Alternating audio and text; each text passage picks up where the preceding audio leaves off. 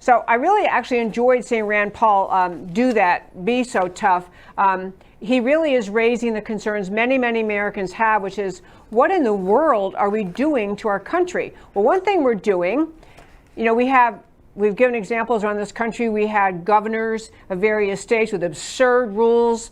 Michigan is a good example. Maine was a good example, where they say you can go to a store, but you can't go in this aisle. You can do this, but you can't do that. Well, in Los Angeles, a huge, obviously huge Los Angeles County announced their Board of Supervisors, which is, you know, their highest level government in the county of Los Angeles, announced that Los Angeles is staying shut down until July.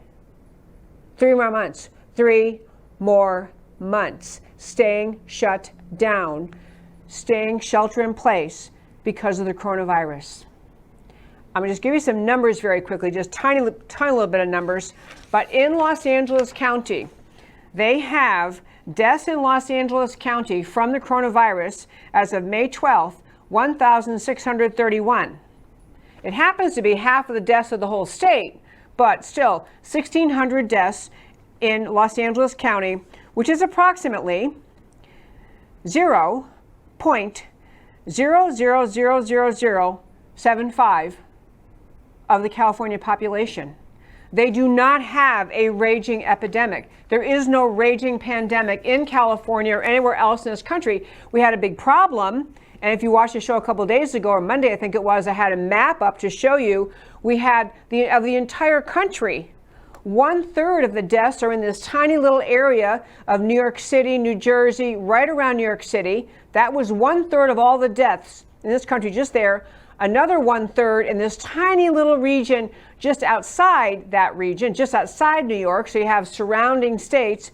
And then the entire rest of the American country, including California, including all the way to California, including Alaska, including Hawaii, was the whole rest of 1/3. The point is, we don't have pandemic numbers. You just heard Rand Paul say you don't even have the number of deaths in Kentucky predicted, that nothing close. In fact, the actual deaths from COVID are less than from flu. And yet they're shutting down Los Angeles County. And I want to have you think about this for a minute. I know California is full of Democrats. I know California, you know, they're basically Democrat voters are pretty docile. They just wait to be told what to do. If the government says we got to stay home, I guess we're going to stay home. Got to stay in the house for months and months. I guess we got to do that. But actually, not all Californians are as docile as the sheeple who will just bow to whatever the government is saying. I think California is going to face an uprising. It is absurd to shut down the state, the county of Los Angeles, simply breathtaking. And I'll just remind you about some things of Los Angeles. A, it gets hot in the summer. B, it is a tourist center.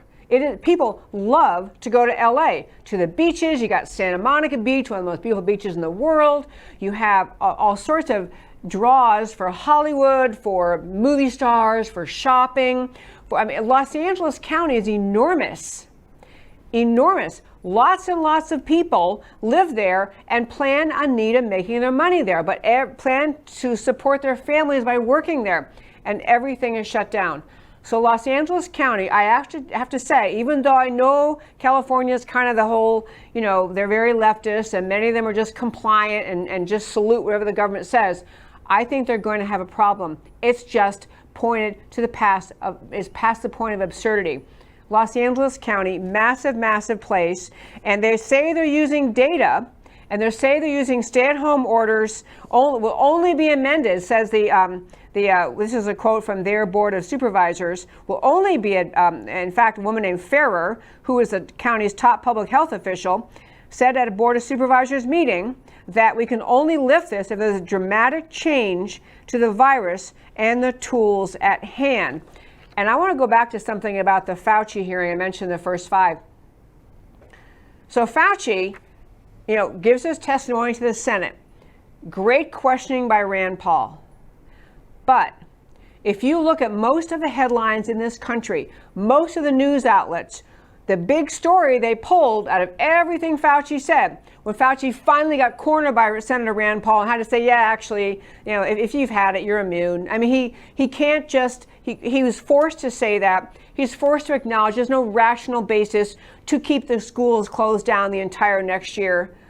But the headlines you read about him, what Fauci said, Fauci warns. In fact, I was going to warns that we may have a serious problem in this country. Fauci warns, that we're going to have devastation if states reopened when they haven't met their checkpoints. And by checkpoints, he doesn't mean like crossing a border. He means like we have said, until your state has 2 solid weeks or 4 weeks of this and 3 weeks of that and declining numbers.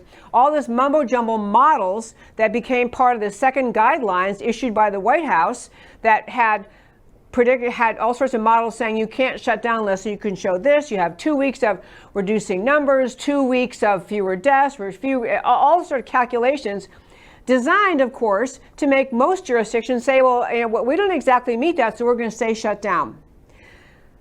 You would think that the headlines after Fauci testified would include the fact that he really got schooled by Senator Rand Paul, and that he, Fauci, is still continuing to try to, but what you do see in the headlines instead is what Fauci's warning, don't dare, could be really bad, could be a bad outcome, could have an uptick, don't reopen, don't do this. Fauci is perpetuating the shutdown. He can protect himself by claiming he's just trying to be careful. He's just trying to look out for the healthy American people. And, all we have is models. Now, we had the first models and they were complete garbage. And it took him a long time to admit that. He finally did. It took him a long time to say the first models were total garbage. So then he came up with more models, more garbage, and all of us, the entire country, tend to salute to what Fauci is doing, ignoring the many doctors in this country who've been outspoken, who've been trying to say we did exactly the wrong thing from the start. We never should have shut down the country. One of the most prominent ones, Dr. David Katz of Yale, saying numerous times, you don't even use the right word, quarantine. You don't force healthy people to stay home. Wrong reaction to a virus. As Dr. David Katz has said, he's been all over the media saying it, he's been writing columns saying, what you do in response to a virus is you quarantine the sick, you protect the vulnerable, and you let the healthy people live and get out there in the world and live their lives and behave normally. Katz is totally dismissive of social distancing, totally dismissive of masks, saying the way you acquire immunity is by having people get exposed to the virus. It's how we develop as a culture herd immunity. It's not just Dr. Katz, Dr. Scott Atlas at Stanford, I can never say his name right, Ioannidis at Stanford. You had 2 Kern County doctors who conducted the most tests in all of California. Doctors Erickson and Masahi saying the same thing. You have all these doctors trying to say, we're experts too. We actually have studied microbiology and immunology, and what we're doing is wrong. This is crazy. But somehow we have set up Dr. Fauci as the ruling emperor of medical science in this country, and everybody salutes. And this is part of what Rand Paul was saying. I'm so glad he said it. This must end. Because when Fauci continues putting out bad models and scary things, it drives people like the Board of Supervisors in Los Angeles County to say, well, we better not open up. We haven't quite met this. We have a few more cases here. We don't have a pandemic in this country, people. We don't have that. We don't have a pandemic. We have a serious virus. We know much more about it now than we did before. We have found doctors all over the country finding very efficacious solutions to treating patients, which include hydroxychloroquine, sometimes combined with other drugs.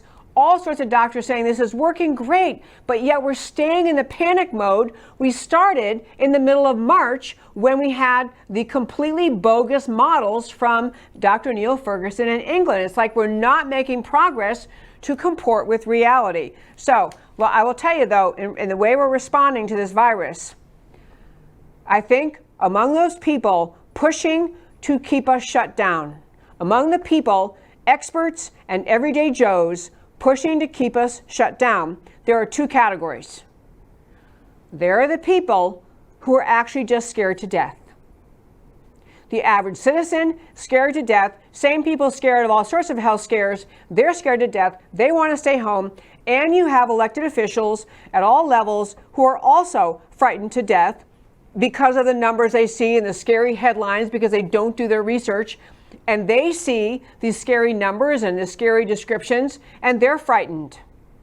So you have the frightened who are standing up for perpetuating the shutdown.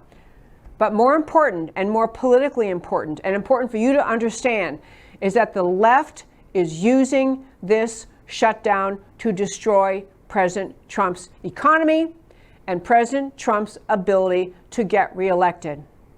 You have to know every day of shutdown that continues, every effort that is made to keep businesses shut down, to keep people forced in their homes, to make them more and more dependent on government because they can't pay their bills now, so they have to wait for the next handout from Washington. The people, forget the people, or remember the people who are on board with the shutdown because they're frightened.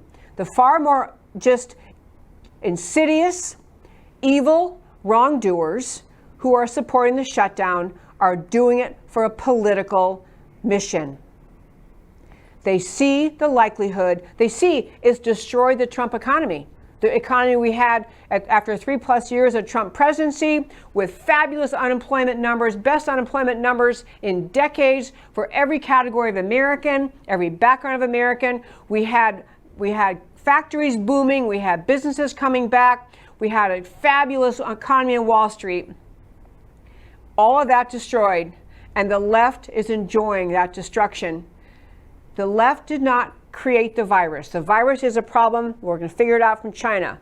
But the policy we're embracing as a country, the leftists in this country are celebrating the destruction of Trump's economy. They are celebrating the destruction of the proof all of us had in watching the Trump economy. Because when I say Trump economy, what we really had was an economy which is the natural result of following the ideas of free market, capitalism, entrepreneurship, and freedom.